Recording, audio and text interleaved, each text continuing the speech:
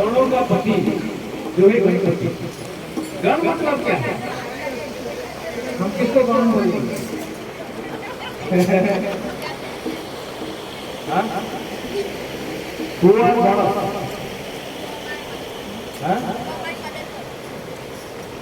थोड़ा नजदीक आंसर है। अच्छा, गणपति जो है इसका पुत्र है शंकर भगवान। शिव शंकर भगवान के जो जितने सारे गणों हैं, सुने ना गण कौन कौन है? भूत और प्रेत, पिशाच, चंडाल, सर्प, बिच्छू और नंद क्या होते हैं? बैल है ना? ऐसे कई सारे जीव हैं जो भगवान शिव जी का गण है। वो सारे गणों में जो श्रेष्ठ है, राजा है, वो है पति, वो है गणपति। सिंपल में समझाने के लिए प्रयास किया, समझ में आया? ठीक है ना? जो गणों का राजा है, जो गणों का राजा है या स्वामी है, वो है गणपति, राइट?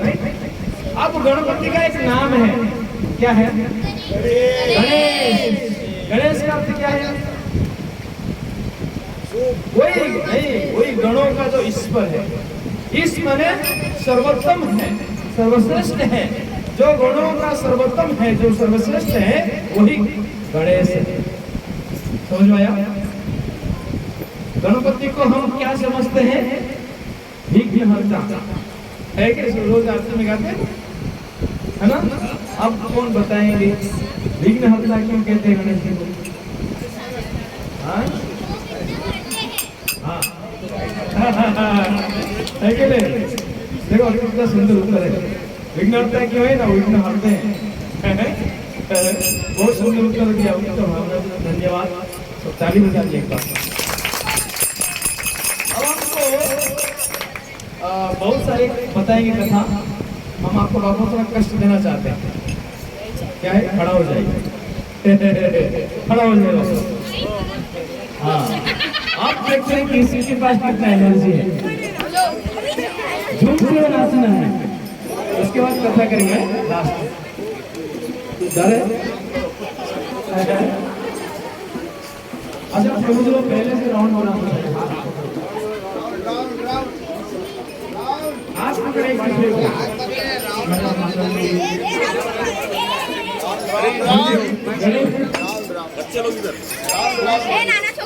अच्छा, हम कोई विभाग में नहीं नाच रहे, ध्यान रखिए, कोई विभाग में नहीं नाच रहे, शादी विभाग में नहीं नाच रहे, है ना? तो ध्यान से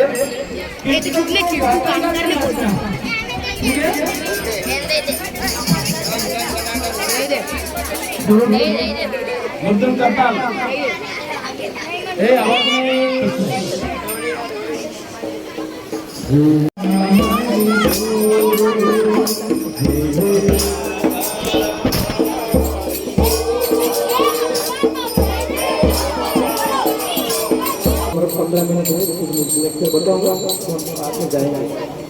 एक बार प्रेम से बोलो कृष्ण कन्हैया लाल की। गणपति बप्पा नगर का राजा का।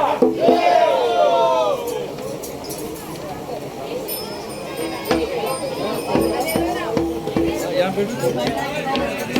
बैठ जाओ, ऊपर बैठ जाओ।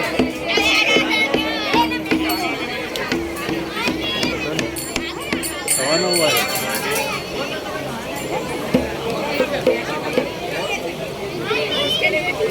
अब भक्तों ने बड़ा संख्या से डांस किया, कीर्तन किया साथ में। अब मैं एक मंत्र उच्चारण करूंगा, आप लोग दोनों हाथ जोड़िए, मेरे बात दोहराने का प्रयास कीजिए। वही मंत्र, ओम नमः भगवते वासुदेवाय।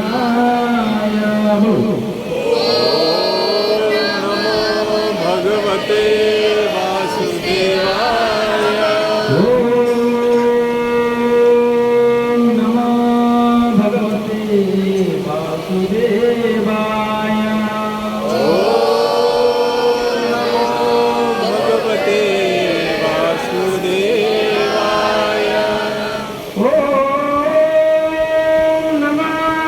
भगवते वासुदेवाय।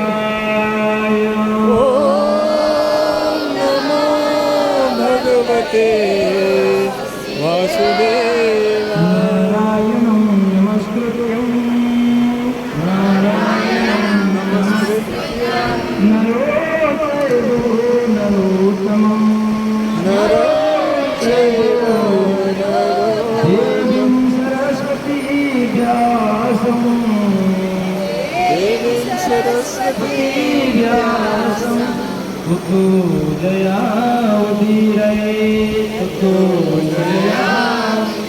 नष्टप्रायेषु भद्रेषु नष्टप्रायेषु अभद्रेषु नित्यं भागवत सेवया नित्यं भागवत सेवया भगवती उत्तमा श्लोके भगवती उत्तम श्लोके भक्तिर्भवती नैष्टिके भक्तिर्भवती नैष्टिके। हरे कृष्ण।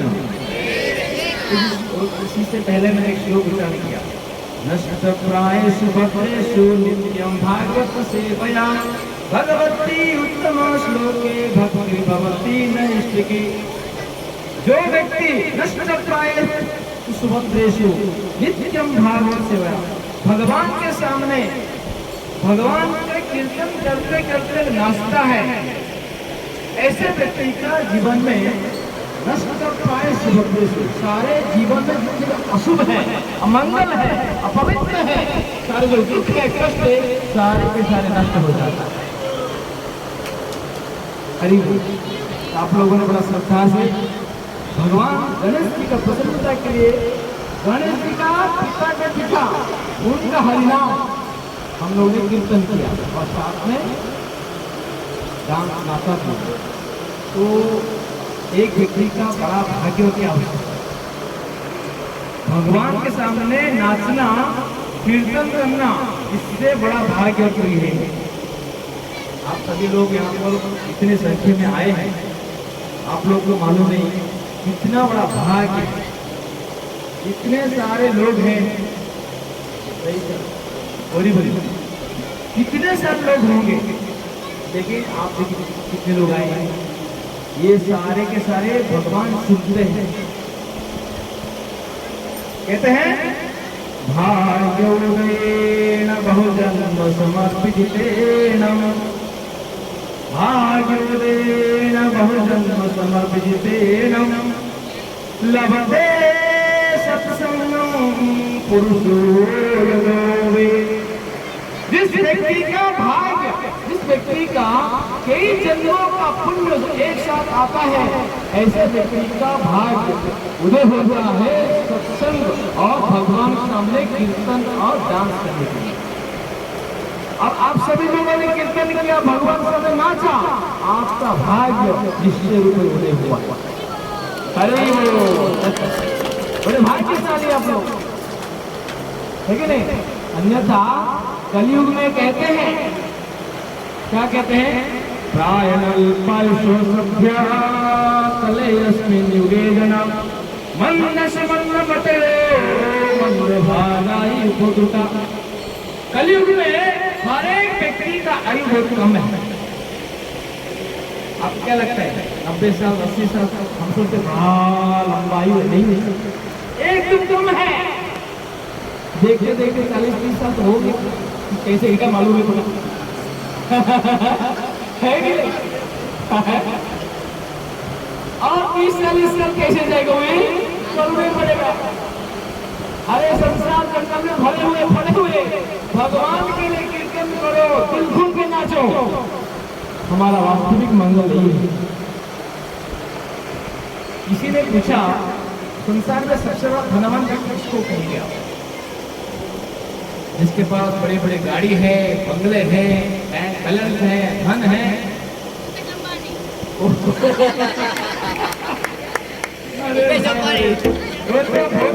धनवान है कि नहीं? लेकिन वास्तविक पूछेंगे धनवान कौन है? जो संसार में खुश है, वही सबसे बड़ा धनवान है। मेरे पास सुनिए, मेरे पास 1 करोड़ बैलेंस है, लेकिन मुझे कैंसर है। क्या होगा? वो 1 करोड़ रुपए, बड़े बड़े घर हैं, गाड़ी है, कई सारे हमारे परिवार हैं, लेकिन क्या होगा? शांति नहीं है कि नहीं? वो कहते हैं असंतोष्य कृत सुखम। जिस व्यक्ति का घर में शांति नहीं है, उस व्यक्ति को सुख कैसा? भगवत गीता में कहा गया है। एक बार मैंने पालघर में एक प्रवचन किया, कथा किया, तो उसमें 200-300 लोग थे। मैंने उसमें डॉक्टर लोग थे, हॉस्पिटल में एक जॉब और कंपनी में मैनेजर थे, तो कई सारे डॉक्टर बैठे थे और कई सारे नर्स भी बैठे थे, स्टाफ बैठे थे। तो मैंने कहा देखिए हम सब डॉक्टर हैं, नर्स है, कोई मैनेजर है, कोई तो सबके पास सैलरी आता है, घर है, गाड़ी है, पति पत्नी है, परिवार है ना, सबके पास है। लेकिन किसका घर में शांति है? एक डॉक्टर ने कहा गीता कह रहा है चिल्ला चिल्ला कर, क्या है? माम पत्य पुनर्जन्मम दुःखालयम आश्वासतम। इस संसार में कोई भी सुखी नहीं है। तो बोल आप कैसे सवाल उठा दिया? किसका घर मैंने प्रश्न क्या किया था? किसके घर में शांति है? वो डॉक्टर ने कहा प्रभु जी मेरे घर में शांति है। ऐसा है? तो क्या है ना, मेरे शादी अभी 1 महीने पहले हुआ और जिसके साथ मेरा शादी हुआ उसका नाम शांति और घर में रहती है।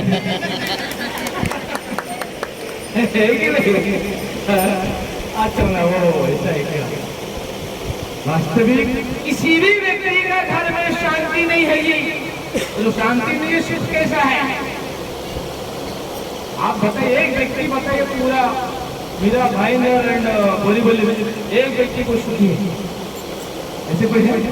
हमें तो मालूम है लेके हमारे धन है इसका मतलब ये नहीं कि वो सुखी है, इसका धन नहीं इसका मतलब ये नहीं कि वो सुखी नहीं है।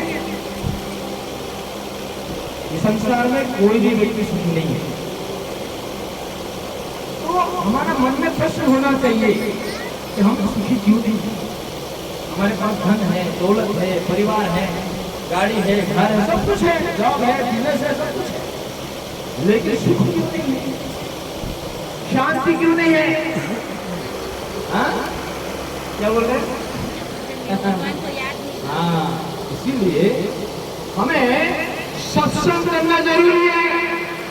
भगवान का कीर्तन और सत्संग जीवन में होना जरूरी है, तब जाकर हमारा जीवन में सुख का आ सकता है, अन्यथा नहीं, असंभव। हम आपको ये बता रहे थे, देखिए संसार में हर कोई व्यक्ति सुखी होना चाहता है। हम दिन भर इतना मेहनत क्यों करते हैं? एक व्यक्ति डॉक्टर से लेकर गिरा तक भीड़ भाड़ पेट में क्यों भाग रहे? 12 से 25 घंटा, 18 घंटा, 12 घंटा, 16 घंटा काम क्यों करते? सुख के लिए है। हर कोई व्यक्ति सुख होना चाहता है, लेकिन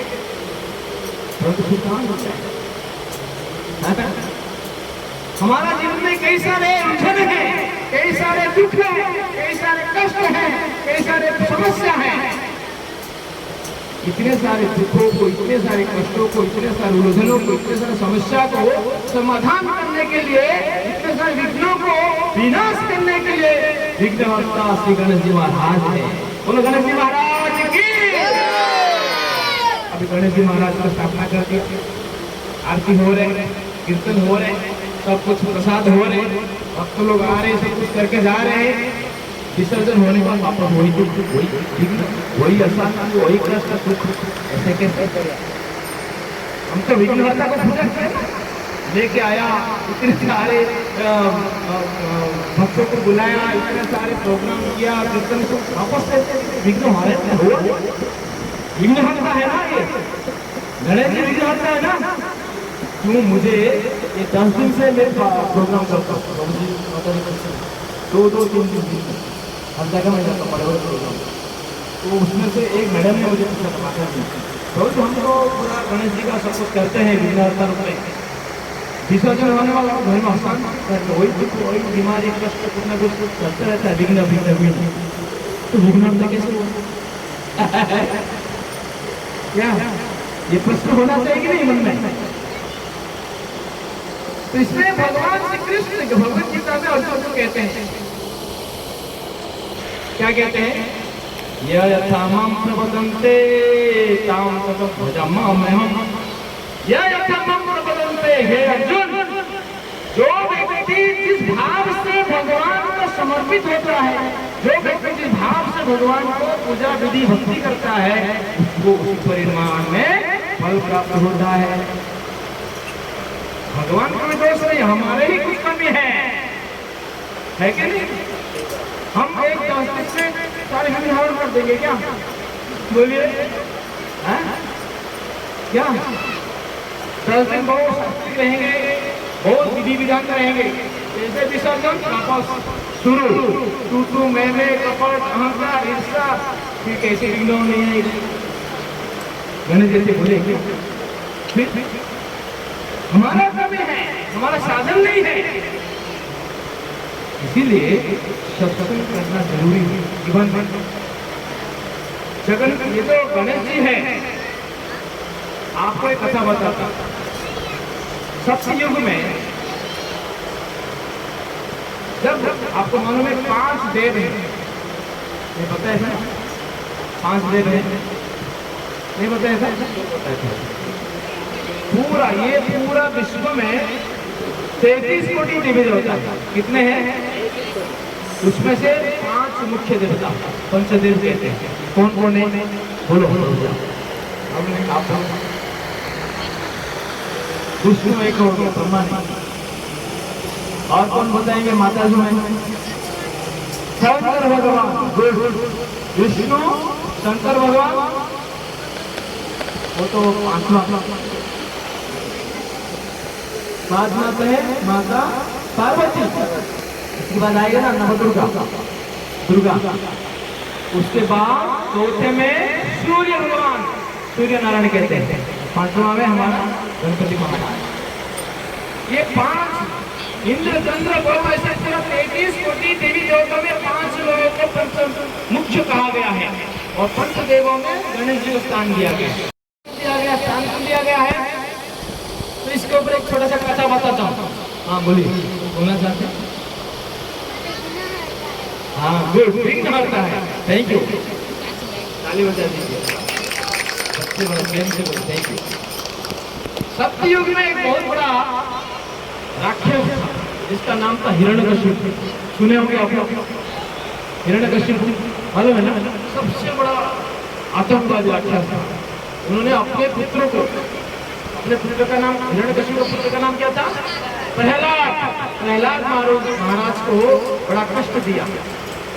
अलग अलग प्रकार के उनको मारने के लिए प्रयास किया, पहाड़ से नीचे का, हाँ हाथी के नीचे घुसने के लिए प्रयास किया, विष खिलाया, और समुद्र में फेंक दिया, कई अग्नि में जलाने के लिए प्रयास किया, फिर भी वो मरता नहीं। एक बार वो परेशान हो गया, अपने पुत्रों को गोद में लिया। 5 साल का एक लड़का था। प्रहलाद, तुम मेरे कुल में जन्म लेके आप बताओ, मैं तुम इतने मारने के प्रयास कर रहे हो, तुम मरते क्यों नहीं? कौन तुमको सहारा, कौन शक्ति बताता कौन है? तो प्रहलाद ने आज क्या कहा? तो नरसिंहा परतो नरसिंहा, यतो यतो यामितो नरसिंहा। लेकिन जो भगवान आपको बचाते हैं वही भगवान मुझे बचाते हैं। वो कण में है, कण में है। कौन है? विष्णु। कण में रहा। तो क्या तुम्हारा भगवान खंबा में भी? 1 घंटे का लेक्चर है, 2 घंटे का लेक्चर है, इस शॉर्ट में बता रहा हूँ। तो कहा कि इस खंबे में भी आपका भगवान है। पिलर था, ये इसमें भी है। उन्होंने तलवार निकाला, गदा निकाला और खंबा को प्रहार करने के लिए प्रयास किया, हिरण्यकशिपु। तब भगवान विष्णु ने उस खंबे से नरसिंह अवतार में प्रकट हुए और हिरण्यकशिपु को अपने नाखून में मार दिया, फाड़ के मार दिया। नरसिंह, अधा नर और अधा सिंह, नरसिंह कहते हैं। तो कहाँ इतिहास है, आपको कोई बाद में बताऊंगा, ये समय नहीं है, 2 घंटे 3 घंटा श्लोकों के साथ अगर अच्छे से वर्णन करेंगे तो आप सोचेंगे नहीं, ठीक है। इसलिए तो जब ये नरसिंह भगवान ने हिरण्यकश्यप का वध कर देते हैं, इतने गुस्से क्रोध में थे नरसिंह भगवान, क्योंकि भगवान ऐसा है कि भगवान को गाली तो चलेगा, सहन करेंगे, भगवान का अपराध को थोड़ा बहुत सहन करेंगे। भगवान कहते हैं कि अगर कोई मेरा भक्त को कष्ट देता है, भक्तों को अपराध करता है, मैं कदापि सहन नहीं कर सकता। क्या कहते हैं? परित्राणाय साधूनां विनाशाय च दुष्कृतं धर्म संस्थापनार्थाय संभवामि युगे युगे। क्या कहते हैं? भगवान कहते हैं कि मेरे भक्तों को रक्षा करने के लिए मैं हर युग में अपने आप को प्रकट करता हूँ। भक्तों का कभी अपराध मत कीजिए। भक्त है, तिलक किया है, वैष्णव है, थोड़ा सम्मान कीजिए। कोई ढूंढी रहते हैं, ठीक है, आइए आइए सर। तो हिरण्यकश्यप को जैसे हिरण्यकश्यप का जैसे वध हो जाता है, तो भगवान इतना क्रोध में थे, नरसिंह भगवान, उन्हें शांत करने के लिए जरूरत पड़ा। सारे 33 कोटि देवी देवता आए, बोले प्रभु हिरण्यकश्यप को इतना क्रोध है, उसको शांत किया ना जाए, क्रोध को शांत नहीं किया जाएगा तो पूरा विश्व ध्वंस हो जाएगा, जल नाश हो जाएगा। तो कौन शांत करेंगे? तो बोले देखो विष्णु का जो पत्नी है, कौन है? माता लक्ष्मी, वो सुंदर मुख लेकर जाएंगे, तो प्रभु शायद उस सुंदर मुख को देखते हुए वो शांत हो जाएंगे। तो लक्ष्मी माता को भेजेगा, आप जाइए, थोड़ा आपको देख के शायद आपका पति है, नरसिंह रूप में आए हैं, लेकिन थोड़ा देखते शांत हो सकते हैं। तो लक्ष्मी जी गई, 2-3 स्टेप गई, वापस तुरंत आ गई, नहीं नहीं मेरे पति ठीक है, इस रूप में इतना विकराल रूप, क्रोध में कभी नहीं देखा मेरे पति देव को, मैं नहीं जा सकती हूँ। आगे पहुंच जाएंगे, फिर 33 कोटि देवी देवता डिस्कशन अभी किसको भेजेंगे? तो बाद में नारद है, हमेशा नारायण नारायण रटता रहता है, बड़ा भक्त है, शायद नारायण जाएंगे तो भगवान का क्रोध जो है शांत हो सकता है। नारद जी को भेजा गया, नारद जी ने गए, आधा दूर तक गए, बाद में तुरंत वापस दिखा दिया, नहीं नहीं मैं नहीं जा सकता। क्या हुआ?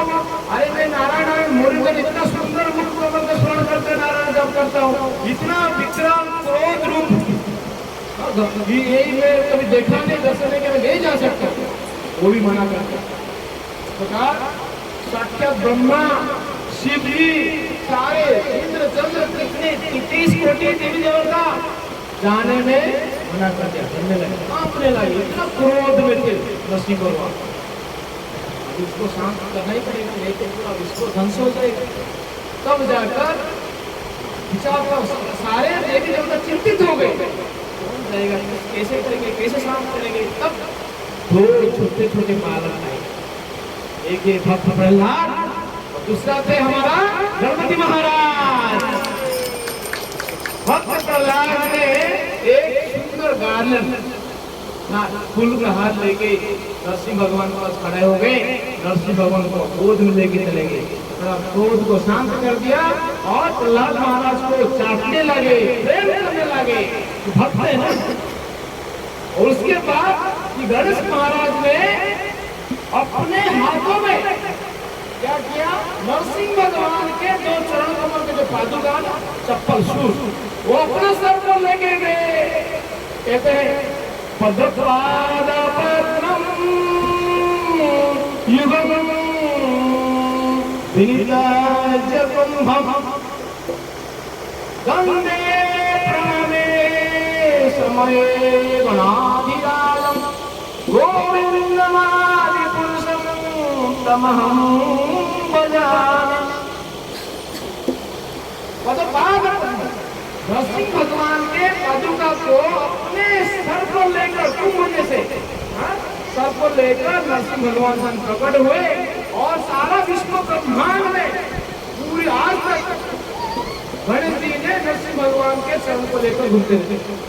ये दृश्य देखते हुए नरसिंह भगवान ने बड़ा प्रसन्न हो गए। कहा, हे गणेश जी, आज के बाद आपको मेरे नाम से जाना जाएगा। आज से आप सर्व विघ्नों विनाशक होंगे और मेरे पूजा करने से पहले आपका पूजा करेंगे। देखो, कांड में, विवाह में, संस्कार में किधर भी पहला पूजा किसको होता है? गणेश जी का। और उन्होंने कहा, आपका विघ्न हरण का रूप में विख्यात होंगे। विघ्न हरण करने की जो शक्ति है, मैं समय समय पर हर युग में आपको देता रहूंगा, इसलिए विघ्न होता है। समझ में आया आपको? इसलिए गणेश जी को अगर वास्तविक प्रसन्न करना चाहते हैं, गणेश जी को नहीं, गणेश जी का, हम गणेश जी को पूजा करते हैं।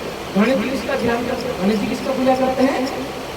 नरसिंह भगवान। बोला ना भी है कि नहीं? क्या श्लोक याद नहीं। वो कहते हैं कि हे अर्जुन, मैं पूरा विश्व में जितने सारे देवी देवता है सबका बीज पिता हूँ। पितामहाश्च जगत माता धाता पितामह। कहते हैं इस जगत के जितने भी सारे जीव हैं सबका मैं परम पिता हूँ। हमारा आपका कोई पिता है, उसका पिता है, उसका पिता, उसका पिता, जाएंगे ना, लास्ट कौन आएगा? ब्रह्मा आएंगे। ब्रह्मा का पिता कौन है? विष्णु आएंगे, है कि नहीं?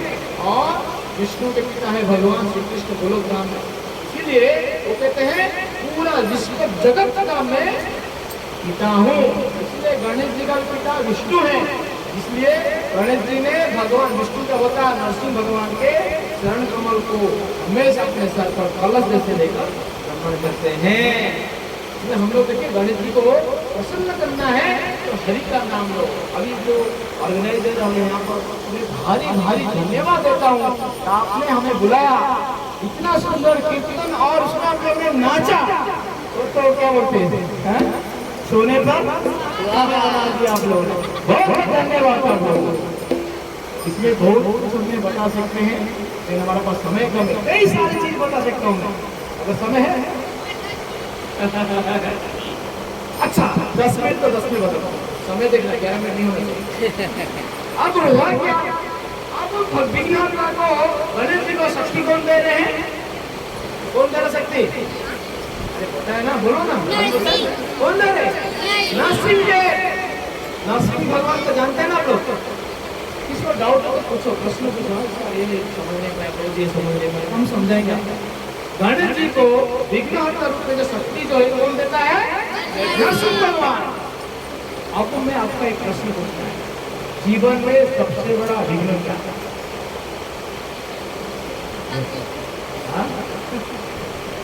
बहुत सुंदर बच्चा, एक ताली हो जाए बच्चे की। अशांति एरिया विघ्न है। कोई बोलेगा मेरा पैर दुख रहे, वो भी एक विघ्न है। कोई बोलेगा मेरा प्रमोशन नहीं हो रहे, वो भी विघ्न है। कोई बोलेगा मेरा इंक्रीमेंट नहीं हो रहे, मेरा बिजनेस नहीं कर रहे, मेरा लॉस है, मेरा ये है, घर में कई सारे विघ्न है। वास्तविक हम आपको बताएंगे ये सारे विघ्न नहीं है, ये छोटे मोटे विघ्न नहीं है सर। वास्तविक सबसे बड़ा विघ्न क्या है? तो कहते हैं संसार में वापस जन्म लेना जीवन का सबसे बड़ा विघ्न है। सुन रहे हैं? वापस जन्म लेना जीवन में सबसे बड़ा विघ्न है। अगर कोई बुद्धिमान है, थोड़ा बहुत ज्ञानी है, तो भगवान आज एक मौका है, गणेश जी के माध्यम से प्रार्थना करो, हे विघ्नहर्ता, हे गणेश जी, मुझे इतना शक्ति दो, इतना भक्ति दो कि संसार में एक बार आपका भक्ति करते करते, भगवान विष्णु का भक्ति करते करते संसार से निकल जाए, वापस मुझे संसार में जन्म ना मिले। क्यों? संसार में जन्म लेके एक जन्म इतना कष्ट में, कुटुंब में क्या क्या करना पड़ता है। हर एक व्यक्ति झगड़ा में, हर एक व्यक्ति दुखी में, हर एक व्यक्ति इतने कष्ट में है। कम है क्या बोलो? फिर दूसरे जन्म आगे वापस कष्ट है कि नहीं? ये बुद्धिमत्ता नहीं है। इसीलिए हमें है क्या, भगवान से मांगना चाहिए, हमें वैकुंठ धाम प्राप्त हो जाए। भगवान आपका घर में मुझे जन्म मिल जाए। भगवान का घर मतलब वैकुंठ धाम। यद्दत्तानाविरतन्ते तद्धाम परमम। वैकुंठ धाम में एक व्यक्ति का जो जन्म होता है, वापस का जन्म इस संसार में नहीं होता। एक बार वहां जन्म हो जाए, व्यक्ति सुखी सुख में एकदम सुख है वहां पर। कोई 8 घंटा 12 घंटा मेहनत करना नहीं पड़ता वहां पर। तकलीफ क्या है? हमें वहां के सुख के बारे में ज्ञान है। हम सोचते कि ये संसार ही सबसे बड़ा सुख है, यहाँ भोग करने के लिए आए हैं, खूब भोग करो, मजा करो, बात लेकिन दुख है। अज्ञान में है ये हम सब। जन्म मृत्यु जरा व्याधि दुख दोष अनासनम। इस संसार में हर एक व्यक्ति को ये 4 प्रकार के दुख भोगना पड़ता है। क्या है? जन्म। पहला दुख क्या है? ये हम जन्म लिया सबसे बड़ा दुख है। अरे क्या होगा, जन्म हो बड़े हो गए, एंजॉय करे, जॉब करे। अब पूछो माँ को कितना कष्ट में जन्म हुआ था।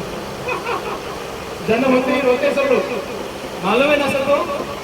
जन्म होने के बाद तुरंत बच्चा क्या करता है? रोता रहता है। अगर हॉस्पिटल में बाई चांस बच्चा रोता नहीं ना, तो क्या करते मालूम है? उसको मारते पीटते, अरे अबनॉर्मल है, उसको नॉर्मल तरीके रोनाते हैं। अरे जीवन का शुरुआत कैसे होता है? रोते रोते होने शुरू होता है। और वो शुरुआत बंद नहीं, एक बार शुरू हो गया, अंतिम तक मरने तक व्यक्ति रोता ही है, रोता ही है, रोता ही है। तो बुद्धिमान बनो, भगवान से प्रार्थना करता हूँ, एक जन्म का बहुत हो गया, अपना धर्म निभाओ, दोस्त है, परिवार का, पति का, पत्नी का, बच्चों का अच्छा देखभाल करो, अच्छा बिजनेस करो, सब कुछ करो, मन में प्रार्थना करो, बस एक ही जन्म, दूसरा जन्म मुझे नहीं चाहिए। अगर ये प्रार्थना मिस कर दिया तो क्या होगा? पुनरपि जननम पुनरपि मरणम पुनरपि जननी जठरे शयनम। ये संसारे खलु दुस्तारे, बार बार माँ के गर्भ जाना, वापस जन्म लेना, वापस बच्चे बनना, ट्यूशन होमवर्क करना, स्कूल जाना, बड़ा होना, कॉलेज में जाना, गर्लफ्रेंड बॉयफ्रेंड बनाना, वापस जॉब करना, शादी करना, वापस परीक्षा में फंस जाना, वापस बूढ़ा हो जाना, वापस बीमारी पड़ना, वापस मरना, वापस जन्म लेना। ये चक्कर चलता रहेगा। क्या है? ये चक्कर चलता रहेगा। इसलिए हम आपको क्या बोल रहे हैं कि जन्म मृत्यु जरा के चक्कर से निकलो। अभी क्या बोल मैं एक जगह में मैंने प्रवचन दे रहा था, एक व्यक्ति खड़ा हो गया, महाराज क्या हुआ? महाराज क्या बोल रहे थे, क्या हुआ? अरे महाराज मैं तो अपना घर के चक्कर से निकल नहीं पा रहा, अपने जन्म जरा मेरी संसार का चक्कर से निकलो। ये समझ में आएगा क्या बोला वो? मैं अपने घर के चक्कर से निकल नहीं पा रहा हूँ, आप बोल रहे हैं कि संसार के चक्कर से निकलो, जन्म मृत्यु जरा चक्कर से निकलो। ऐसे कैसे हो सकता है? तो मैंने कहा ध्यान से सुनना, मैंने कहा क्या करता है? महाराज क्या है ना, मेरा पत्नी है ना, पत्नी बीबी, पत्नी जो है ना कुकुर से डरती है। ध्यान से सुनना, बीबी किससे डरती है? कुकुर से डरती है। उनको क्या बोलो? कुकुर जो है ना वो बिल्ली से डरती है, तो बिल्ली जो है ना वो कुत्ता से डरता है, तो और कुत्ता जो है ना मुझसे डरता है, तो मैं यही अरे भाई ताली बजा, समझा कि नहीं आपको? समझ गए।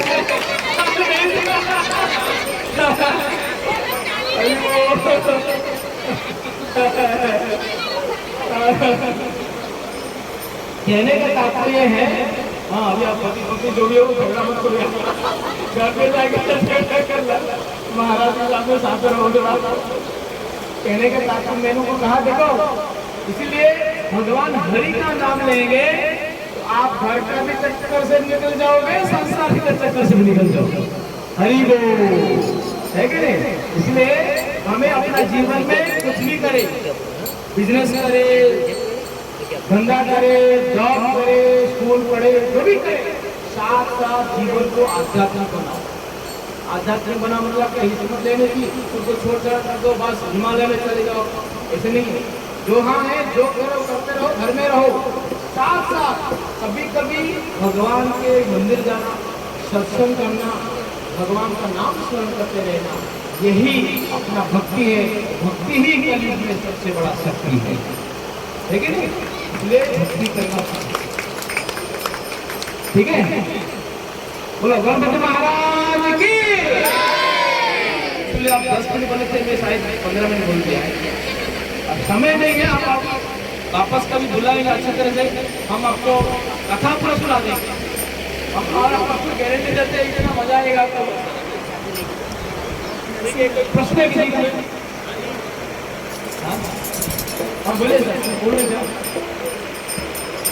1 मिनट, एक प्रश्न कोई पूछेगा, कोई भी प्रश्न पूछिए। हम पूरा भगवत गीता का 7 श्लोक कंठस्थ है, 7 श्लोक, हम 7 श्लोक से आपको पूरा उत्तर दे देंगे।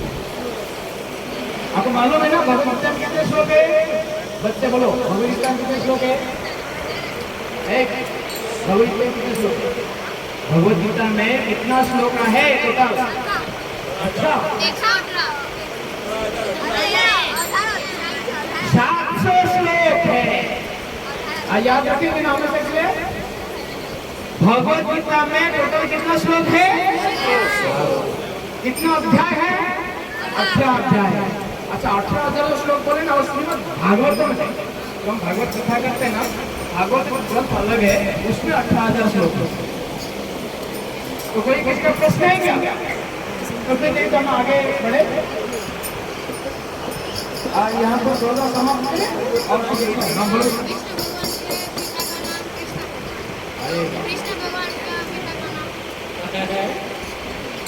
विष्णु भगवान के पिता का नाम कृष्ण का पिता का नाम है वसुदेव।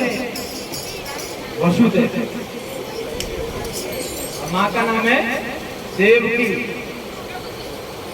यस। अरे बहुत लंबा प्रश्न होता है क्या? अभी क्या है, ये जो विष्णु का दो गार है ना, विष्णु का 2 चरण कमल, और ये जो बीच में ना वो तुलसी माला है। तो भगवान विष्णु को सबसे बड़ा प्रिय है तुलसी माला, तुलसी पत्ता। हम भोग बाहर कुछ खाते नहीं है, या कंदल तो बिल्कुल नहीं खाते, और जो भी खाते हैं ना वो तुलसी डाल के भगवान विष्णु को भोग लगा के ही खाते हैं। वैष्णव ना दीक्षित भक्त है, तो हाँ, तो इसीलिए ये हम मान करते तिलक करते हैं। ऐसे नहीं आप कोई भी तिलक कर सकते हैं, कोई नियम नहीं। अगर इस्कॉन में है आप इस प्रकार तिलक करते हैं, कोई भी हम भगवान का भक्ति को रखते है कि नहीं? कोई ओम नमो भगवते वासुदेव ओके करते रहो, कोई हरे कृष्ण नाम करते रहो, हाँ कोई। और कृष्णाय वासुदेवाय देवकी नंदनाय च नंद गोप कुमाराय गोविंदाय नमो नमः। ऐसे कोई मंत्र जाप करते रहो, है कि नहीं? परंतु भगवान को एक ही प्रार्थना करना है। क्या प्रार्थना करेंगे? हमें एक ही जन्म काफी है प्रभु, अगले जन्म ना हो। के लिए क्या मालूम है ना, हमें वहाँ के सूर के बारे में मालूम नहीं, हमें इसीलिए जैसे सुअर है कि नहीं? सुअर मालूम है ना? पीक क्या खाता है? विष्टा और गटर का है ना, गंदगी खाता है, कचरा खाता है। पीक को लेके आएंगे सुअर को, एक पका हुआ बड़ा केला देंगे, खाओ, तो क्या बोलेगा? क्या दे रहे मुझे, बोलेगा कि नहीं? क्यों? उसमें किसमें रुचि है? वो कचरा में, निष्ठा में, उसको ज्ञान है। वैसे संसार में आके यही सबसे अच्छा है, यही संसार अच्छा है, यही सुख है, रोते हैं तो मालूम नहीं। और लोग क्या पूछते हैं, अरे यही तो संसार चलते रहता है, इसमें क्या एक लंबा बना लेते जबकि ये जो जीव है ना, जीव एक प्रसन्नात्मा ना सोचो ना काम करते। जीव का पहला लक्ष्य है हमेशा सुखी रहना, प्रसन्न चित्त रहना। लेकिन क्या है, हम दुखों को ही बोलते हैं, संसार थोड़ा सा लगता रहता है, लेकिन यही रहो, भक्ति मत करो, ऐसे बोल कर अज्ञान रहना है कि नहीं? इसीलिए हमें ज्ञान की जरूरत है। और यहाँ पर जो ज्ञान लाता है गणपति महाराज, हमें प्रार्थना करने का अवसर है। आज प्रार्थना कर सकते हैं, ज्ञान दो, शक्ति दो, भगवान को समझ सके और भगवान विष्णु का भक्ति कर सके, संसार से निकल जाए। ठीक है, हरे कृष्णा, गणपति महाराज की।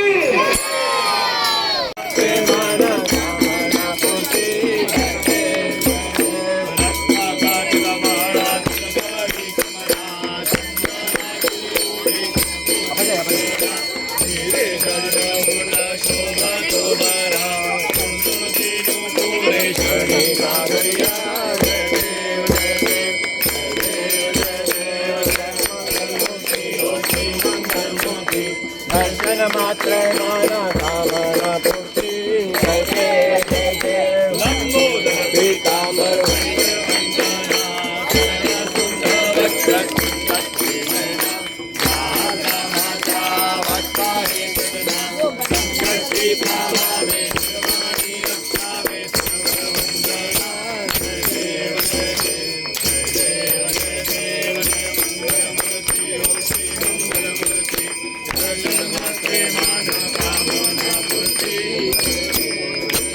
गणपति बाप्पा